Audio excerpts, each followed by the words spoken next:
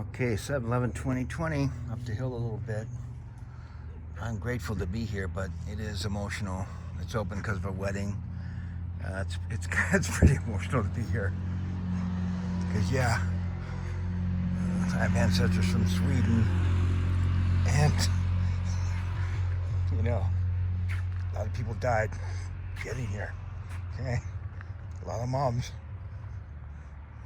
buried their little babies in the snow. But some Mormons made it here and started it off. Okay. So they killed Joseph Smith. Brigham Young was his best friend. So I learned from a really great Mormon scholar. Joseph Smith and Brigham Young were best friends for 10 years. At least 10 years. And so Brigham knew the mind of Joseph Smith probably better than any other living human being at the time. So this is where, Brig was sick, and he looked over the valley, got some trees, a little more irrigation. This is the place. But I'm going to tell you about Brigham Young and the Mormons. You go up there in the mountains, and they dug canals by hand all the way around these mountains. It's just amazing. And they did make the desert blossom as a rose. They did it. But a lot of people died. And the Mormon Battalion, that's something else. The Mormon Battalion, that was like a testing place. But another thing, I don't see it right here, but I'm going to talk about it, is the U.S. government wasn't too happy with the Mormons, because the governor of Missouri, Boggs, said, kill the Mormons, exterminate them.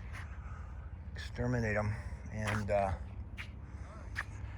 they weren't able to do that, but the Mormons had to leave, so they left in the middle of winter, and they came out here, and they settled the West right here, including some of my ancestors on my mom's side. My dad was German and French, kind of a poor guy, but he married the bishop's daughter, and boom. So, Brigham Young, he's something else, but he announced his belief in God and his belief in celestial marriage, plural marriage, in the 1850s. And boy, the people in New York didn't like that. I guess they could have a bunch of whores and go out with all kinds of chicks, but the minute somebody took care of two women, they were after him like crazy. So the U.S. government sent out a thing to get the Mormons again, called Johnson's Army, to attack the Mormons. They wouldn't let them be a state, so U.S. government sent out people to attack the Mormons after they'd been here. And Brigham Young was prepared to burn down Salt Lake City. He wasn't going to give up. I mean, these Mormon people were tough. They were tough. And anyway, Johnson's army failed, and here we are. Some of us Mormons are still alive, even if we don't go to church. Look, there's a common heritage. And I'm grateful for my heritage. I was never one of the, quote, famous pioneer names, because my dad's name is Long, Leo Long. But he was a pioneer in the sport of track, and hired by Edgar Kaiser to go to Argentina. Used to work out with, competed a little bit against a guy called Bruce Jenner, who then became Caitlyn. So things are just a little bit unusual, and I'd say cray-cray. That's a beautiful hotel if you ever get a chance to go up there. It's pretty cheap and it's gorgeous, especially compared to San Francisco standards. Ooh, looks like they believe in the Second Amendment. Anyway, this is the place where the Mormons started settling. Days of 47's coming up. There's going to be a rodeo in Spanish Fork. And people are trying to get back to normal, but I think the New World Order wants COVID-19 to be a big deal.